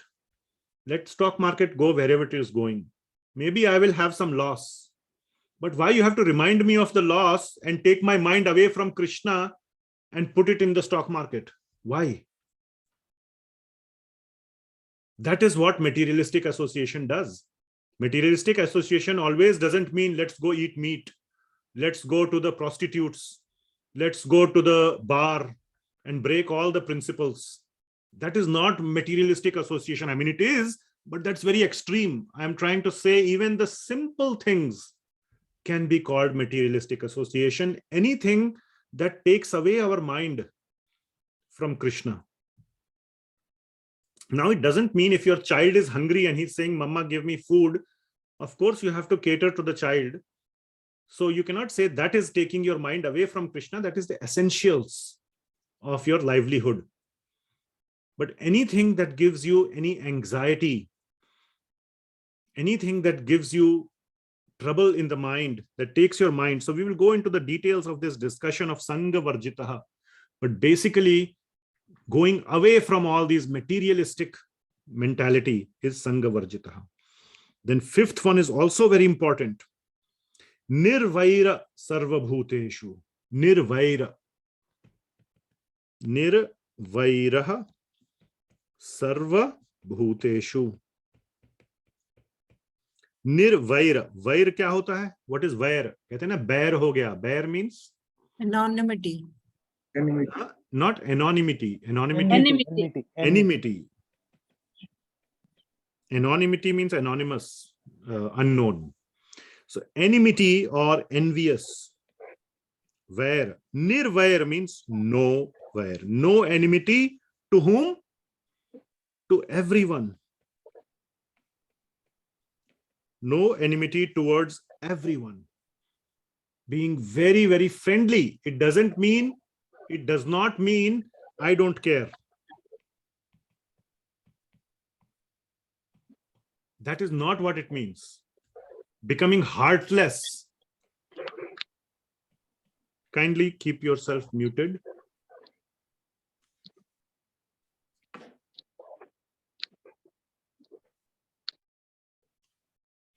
It doesn't mean heartless either. Hard heart. I don't care about you. Bhagavad Gita says, I am not envious, but it doesn't mean that you don't love others, you don't care for others. But no enmity towards others. And these are the 5 criteria. Yaha samameti pandava. Who does this, or this is how you can come to me. Mameti, come to me. Pandava means my dear Arjuna. So Srila Prabhupada's translation is, my dear Arjuna, Pandava, he who engages in my pure devotional service, this is Madbhakta, free from the contaminations of fruitive activities and mental speculation, this is Sangha Varjitaha. He who works for me, Matkarmakrin, who makes me the supreme goal of his life, Mat Paramo, and who is friendly to every living being, Nirvaira Sarvabhuteshu. He certainly comes to me, Mameti. Are you following? So this is Bhakti. Bhakti means 2 things. Attaching to Krishna plus his devotees and detaching from materialism. That is Bhakti. And his devotees, when we see everybody as his devotee, everybody, and we will have this discussion also in Nectar of Instruction. It is a very, very, very practical book. How can you see a demon as a devotee who is killing people? So it is written, Nirvaira Sarvabhuteshu. How can you have no vaira towards the very demoniac people in front of your eyes? They are doing demoniac activity. How do you not have any enmity, anger, or any kind of hatred for them? So this statement has to be understood properly as given by Acharyas. And in Nectar of Instruction, Sri Rupa Goswami explains how to interact with people. People who are more advanced than you, who are equal to you in spiritual advancement, and who are less than you in spiritual advancement. So demons or very cruel people or people who are very demoniac nature, you can consider as lower in spiritual advancement. How to interact with them? Not by enmity, But we will see this in Nectar of Instruction. And detailed guidance has been given by Acharyas. Okay. Just to give you a hint, such people you can try to, in some way, give them Krishna consciousness. Give them instructions of Krishna. But if it is not possible, if you cannot approach them, they are too bad, you then stay away from them and pray for them. But no enmity. Don't go near them, just pray for them. That is how you can approach the people who are lower than you. Okay, and like this we can discuss. For people who are higher than you, always take their association, learn from them, serve them, seva karo, unse sikho. All right, so that is how you should do. And people who are equal to you, you have a very loving relationship with them and you make them your friend. Okay, so like this the instructions have been given, and we will go into that in Nectar of Instruction on our Saturday classes. So that is the end of chapter 11. Let us see what questions we have. Yes, Manjunath Prabhu. Prabhuji, can you give one example where you said, as per dharma, there is a convincing answer for why Krishna steals, milk or makan. At least, so that people who says about them, then at least we can give one example and try to, convince them also as well. Okay, very good. One powerful example, something which we can use it for others to, bring it to Krishna consciousness. Sure. Yeah. So, which example would you like? You only choose. I have answers for all the examples. We can take the example of any example which you feel that by telling that it might have more powerful impact, and then they can at least see Krishna than the other way around. Do you live in Portland? I live in India, Bangalore. Okay. Maybe sir, the clothes stealing example. The clothes stealing example. See, that is very deep. Now, you may not have studied high school physics, and you are asking how to do time travel using Einstein's relativity. What will teacher tell you? Either he will give you some bogus answer to make you happy and go away. Chalo bhai, chalo, apne raste chalo, next. Right? That is one possibility. So I can give you some simple answer to make you happy. If you want the real answer, what will I tell you? Please go and take the progressive, the gradual understanding before you understand deepest aspects. All right. So that example falls under the deeper aspects. And I'm not going to talk about it in public or as forum wide as 40, 50 people, and in YouTube, how many people will watch. Okay. So if you can give me the answer to all the other examples correctly, then I can tell you the reason for stealing clothes. You have to first prove you know high school physics. Then I will tell you how special relativity or general relativity works. That's what the teacher will say, right? Make sense? But so, I feel that that example, some useless people comment most. That's a very good point. Yes. Let me elaborate. Many people have this mentality. Oh, kuch juicy, kuch juicy cheez milegi, kuch prajalpa it is called. Kiski biwi ka kiske saath affair chal raha hai. They want to talk about that, whose wife is having affair with whose husband. They see Krishna also like this, why he stole the clothes. Their mentality is full of this nonsense. And Krishna is no different for them. Just like all this Hollywood, Bollywood nonsense. Which actress is having affair with which actor? and this and that, full of nonsense. So Krishna for them is no better than Hollywood actor. And they want to know all these affairs, extramarital affairs. They are not really interested in bhakti. Even if I give them a very, very convincing answer to that question, will I see them chanting Hare Krishna next day? Zero chance. Oh, okay. Prabhuji, can I tell you something? 1 second. You can type it in the chat, Mataji. Okay. If you have a question, we can take questions. No, related to this stealing clothes. No. I don't want to discuss this topic further. Okay. So my point is, many people, like Indira Mataji said, are not asking this question because this is the question that is stopping them in their bhakti. That's not the case. It is just prajalpa in the mind. Okay. That's a very good point, and no point in answering such questions.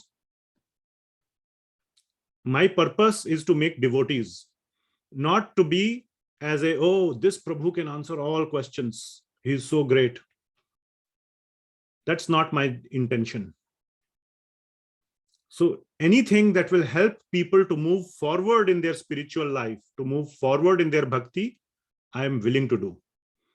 I'm not willing to fuel their prajalpa. That's a very excellent point you made, Mataji.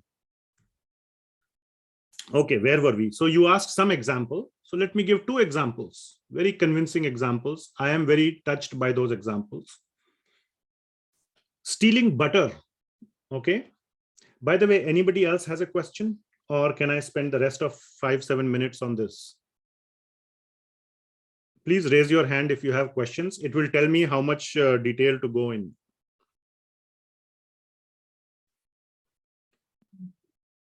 All right. Prabhuji. Yes. I have just one quick question related Okay, go ahead. to the last point that you talked about, enmity. See, in practice, what happens, many times when somebody, does a bad thing to you, right? You don't say anything, but inside your heart, you kind of you feel, okay, maybe a little bit of a cursing feeling that, okay, uska kuch kharab hoega. He is a bad person. So is that also fall under that, the last verse you talked about? That to some extent it does, yes. If you are feeling or wishing or hoping or even conjecturing, conjecture does not mean hope or wish. Conjecture means you are just saying by law of nature it will happen like that. That also is some level of vair, though less than hoping or wishing or cursing. It is lesser, but it is also indicating. A pure devotee will say what? Like Jesus Christ. When people were nailing him to the cross, what did he say? Inka to kuch bura hoega. They will suffer. He did not say that. What did he say? Lord, please forgive them, for they know not what they do. All right. Okay. Thank you.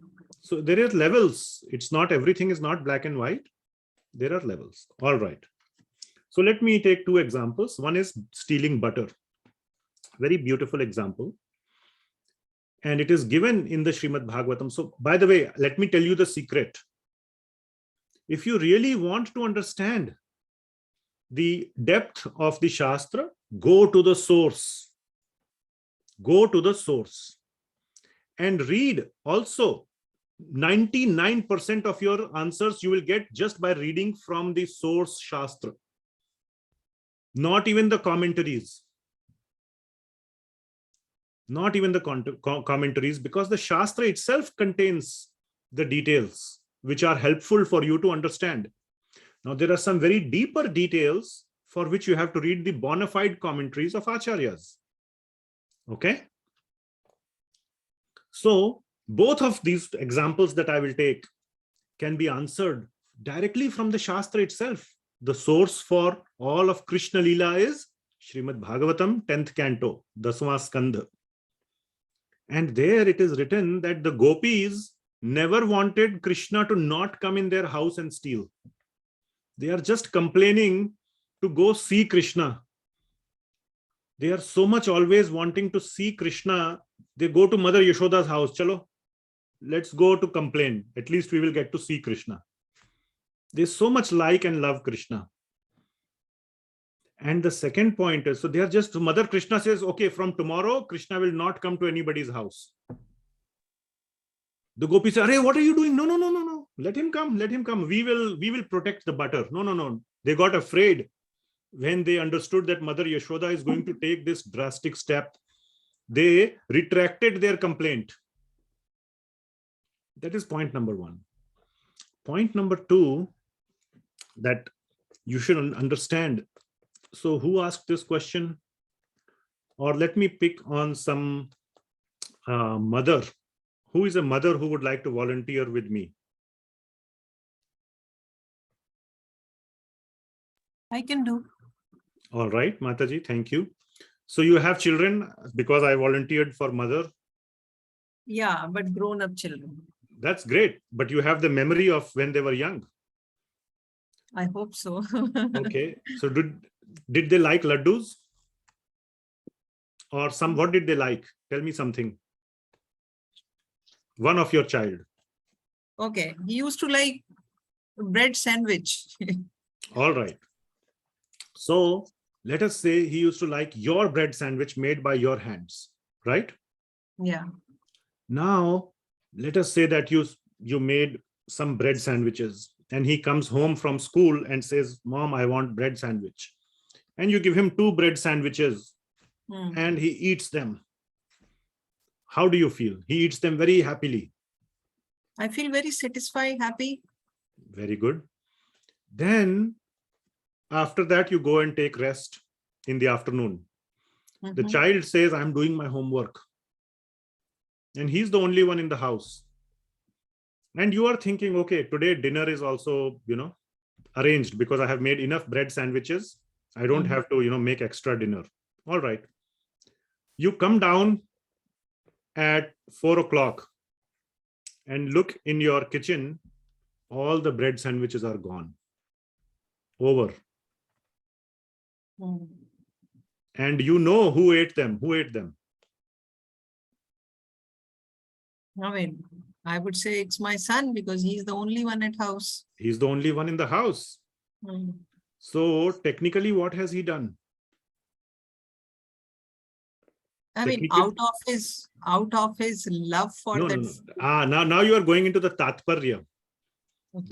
But technically he has eaten what he was not supposed to eat. But how do you feel as a mother? What does his act of eating all the sandwiches tell you? I mean, that only tells me that he loves the sandwich very much. And maybe next time when he eats 2, I can ask him, "Oh, do you want another one?" Excellent point. Very good.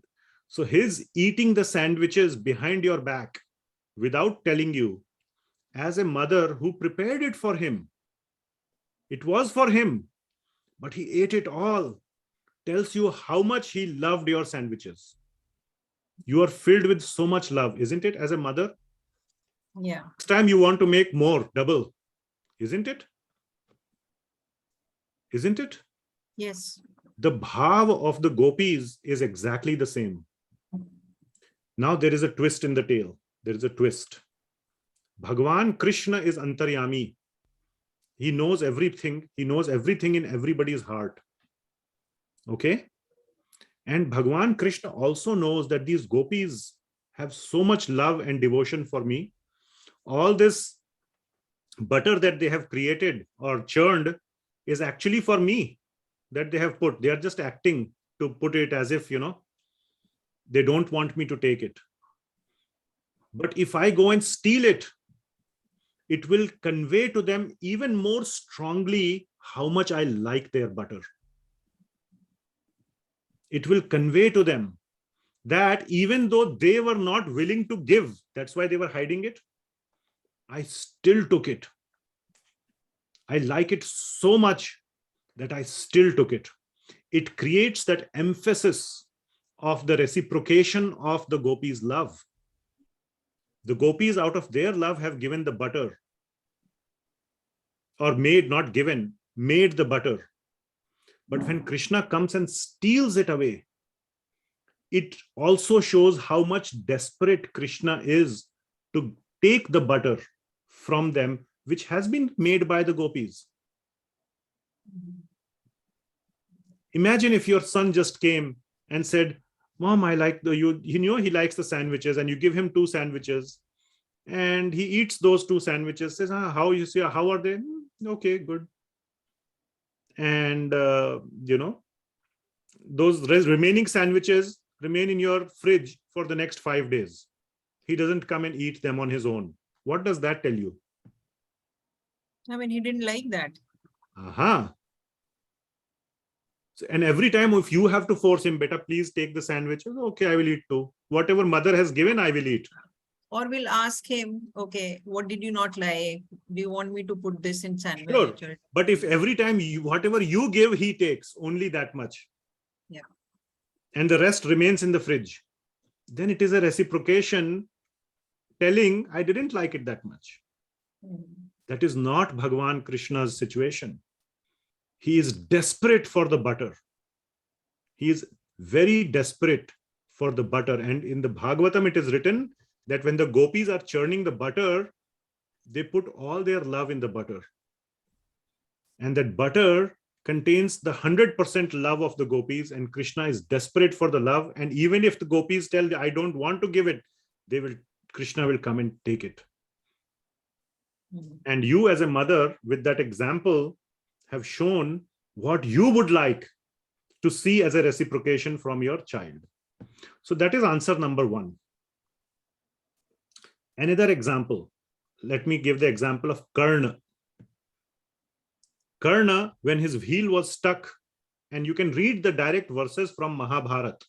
I have gone and read all the verses from Mahabharata when Karna was actually killed, the moment when he was killed. The verse number where he was killed, I have read the verses top and bottom. What happens is that Karna is trying to take out his heel. And then he hears Krishna telling Arjuna, Arjun, now is the time, shoot the arrow and kill Karna. And Karna gives a lecture to Arjuna. Don't hear Krishna. How can you kill me? This is against the law of the war or the battle. You cannot kill a person who is without weapons. Are you following so far? Then Lord Krishna gives a short speech to Karna. He says, Karna, do you remember when Draupadi was being disrobed? Was she having weapons in her hand? Who was more powerful and who were they equals? Dushashan and Draupadi? No. What happened about your equality at that time? He challenges Karna like that. Then he says the example of Abhimanyu. When 8 yodhas, 8 warriors piled on top of Abhimanyu, who was Nihatha, who was without a weapon. He says, you 8 people with weapons killed 1 person without weapon. At that time, did you think of this? You are not a warrior. You will not get a martyr's death. Martyr को क्या बोलते हैं हिंदी में? Shaheed. Veergati. You will not get a martyr's death. You will get the death of a criminal. Now you tell me, Mataji, who asked this question? Who asked this question? Tell me one example. Okay. When a criminal is hanged, have you heard criminals are hanged? That Delhi case, rape case happened, and those 4 people or 2 people they were hanged, right? Yes. Were they given weapons in their hand? Come on, fight the. Was it a battle or were their hands tied? Tell me. Tied hands. tied hands. So is it equal? The person with the hang rope is killing a person whose hands are tied. Is it justice? Yes, it is. Because he is not going to get a Virgati, he is going to get the death of a criminal. And Bhagawan Krishna says, you are going to be executed like a criminal. You do not deserve Virgati. So you need to be killed when there are no weapons in your hand. I am the judge. Arjuna is the police who will kill you in the execution style. And then he tells Arjun, kill him. And Arjun fires the arrow and he separates his head from the body. All right. That is the answer why. And important point is when Karna hears this, his head goes down like this. There is a verse in the Mahabharata. He bows down his head like a criminal to whom his charges have been read. You remember when judge reads the charges. He accepts that. So are you convinced now, Prabhu? Yes, Prabhuji. Yes. Like this, you have to understand, go deep into the Shastra and understand the mysteries. Now there is bhakti. You have to have bhakti. One can ask, what business does Krishna have? Who made him the judge? Why Krishna has to be the one who to tell Arjuna what to do? But Krishna is Bhagawan. He is the supreme judge. That is where bhakti comes in. All right. So I hope those examples convinced you. And what else? Is there class next week? No, Maharaj is coming. Yeah. Friday and.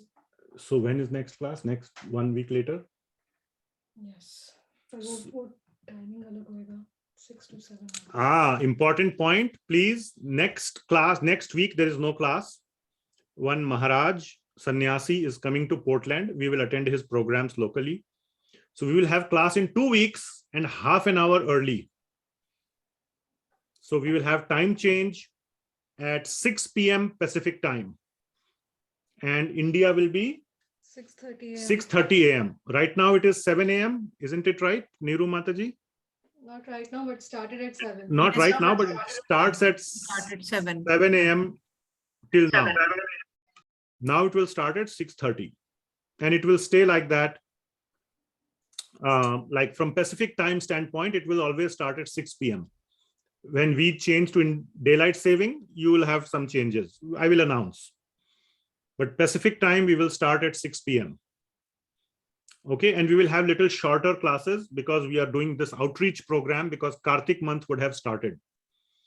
So we do a lot of try to do seva of doing outreach programs. So if any of you are living in Portland and want to do this help in the outreach of the spreading of Krishna's message, you can contact my wife to do this little 1 hour, 2 hour programs in your house to introduce Krishna consciousness to your friends. And next week, no class. We will have start chapter 12. I hope to start chapter 12 today, but we had good discussion. So we'll start chapter 12 in 2 weeks. Or kuch? Thank you so much. Srimad Bhagavad Gita ki jai. Srila Prabhupada ki. Hare Krishna. Hare Krishna. Hare Krishna, Prabhuji. Hare Krishna. Hare Krishna, Prabhuji.